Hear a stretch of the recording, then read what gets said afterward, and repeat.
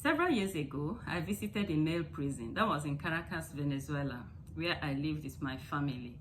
And nothing prepared me for what I was to see or what I was to encounter that day. Now, walking into the main prison yard, on the two sides of the corridor were young men, and they were all armed. They had axes, they had clubs and knives. I was so petrified with fear. I began to wonder, should prisoners carry arms? I'll get back to the story. Hi, I'm Gozie Okure. Welcome to my YouTube channel. In this channel, we celebrate books and reading and how to leverage reading for success in life. Please subscribe to my channel if today is your first time here, and if you are a subscriber, thank you so much. And if you can give me a thumbs up, that would be amazing. In today's video, we will be discussing the #1 benefit of giving teenagers a reading culture. We have already determined in my previous videos that one of the very important benefits of giving teenagers a reading culture is that it helps them to excel in their academics, right?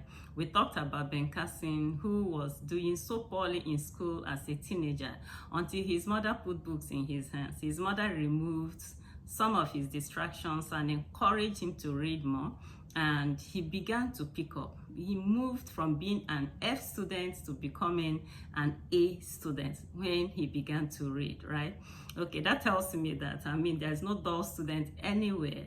Every child is intelligent and can do excellently well in school if we remove their distractions.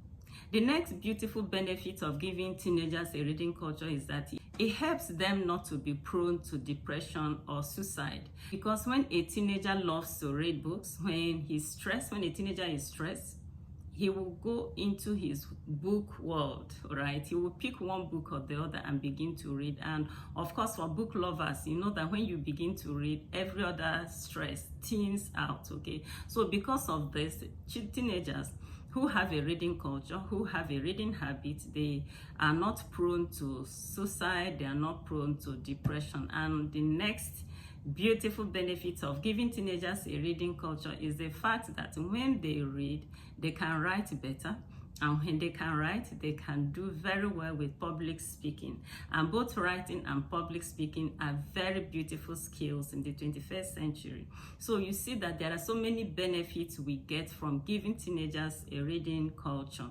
But today we want to focus on what I think is the most important benefit in this time and season when a lot of things are happening. One of the #1 benefit of giving teenagers a reading culture, in my opinion, is that it helps them to unlock financial success.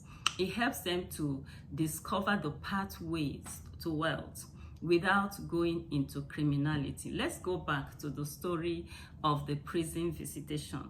Now, when I got to that prison that day, I was not sure that anything prepared me for the number of young people I was going to see in that horrible enclosure.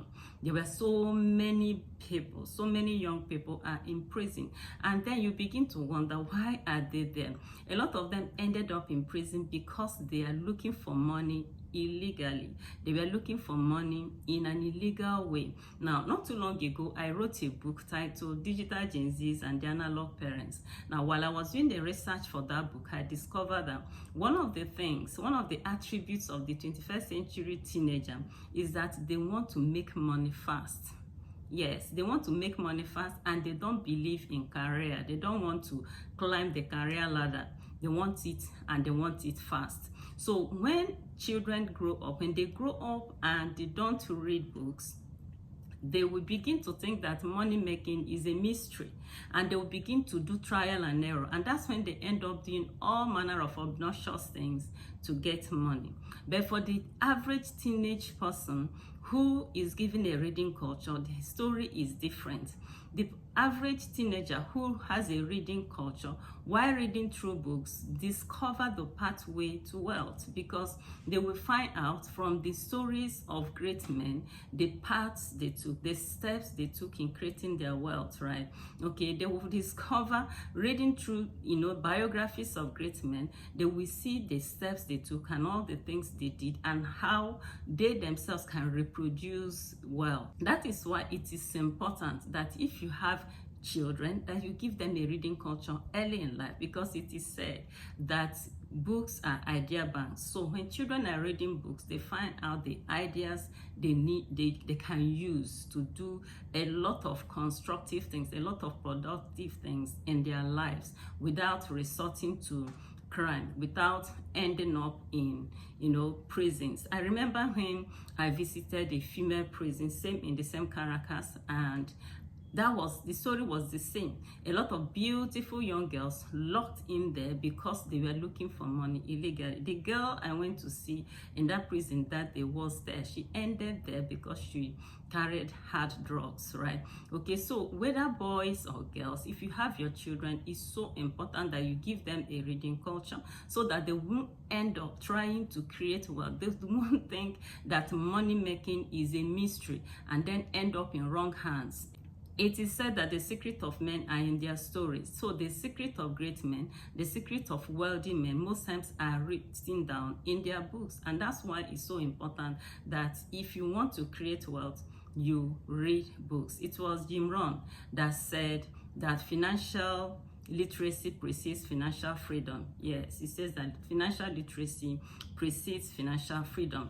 Now, there's one of my favorite authors whose story can authenticate this, quote, and that is T. Harv Eker.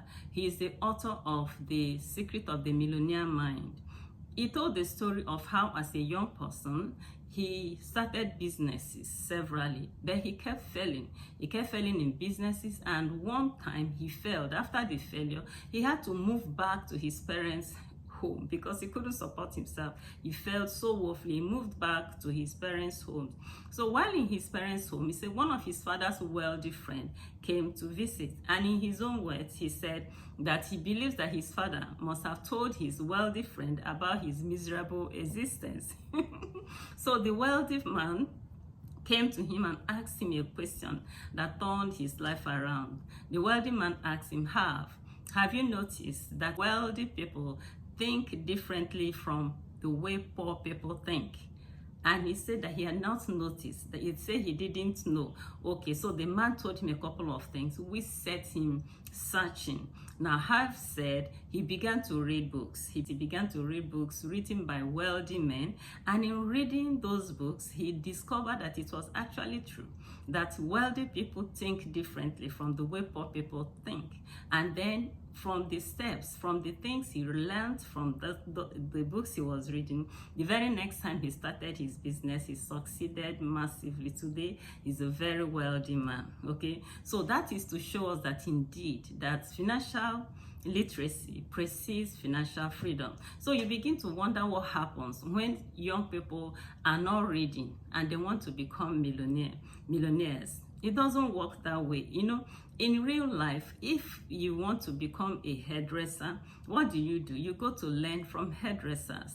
A tailor, somebody wants to learn how to sew clothes. Where does she go to? He goes to learn from people who already know how to sew clothes. That's how it is also. Lawyers go through law school to learn from lawyers. Doctors go through medical school to learn from doctors. Now, where do you learn if you want to become a millionaire? Now, if somebody wants to become a millionaire, where does he go to? He goes to learn from millionaires. And good thing, a lot of millionaires have written down excellent books on how to become millionaires, and they are waiting for young people to read these books and to learn from them and then reproduce the millions. But unfortunately, young people are not reading.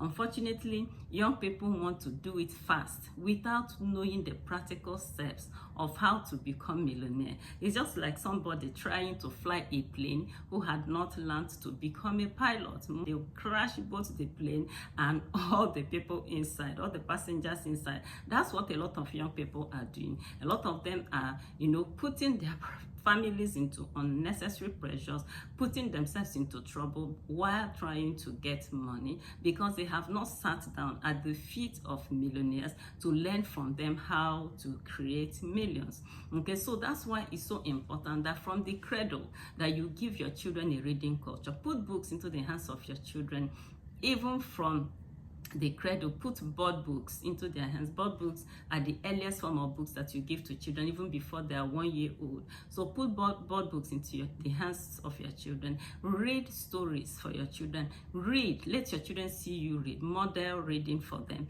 That way it will be easy for you to, give them a reading habit. And once you're able to give them a reading habit, they will grow into teens who will love books. But it's possible that your children have grown up as teenagers without having a reading culture. There is no problem at all. You can still give them a reading culture. I made a video specifically for that, on how to incentivize your adult children, how to incentivize your teenagers into acquiring a reading culture. Now, let me tell you this. In the 21st century, this is so important. This is so important that your children will begin to read books, because in a bid to create wealth, a lot of them put themselves into trouble. So to spare them from this, just make sure that you put books into their hands. I want to believe that you've gotten value from this video. So please, I want to encourage you to subscribe to my channel and share this video so that it can enter into the hands of a lot of young people. Thank you so much for being a part of this. Until I come your way next time, remain richly blessed.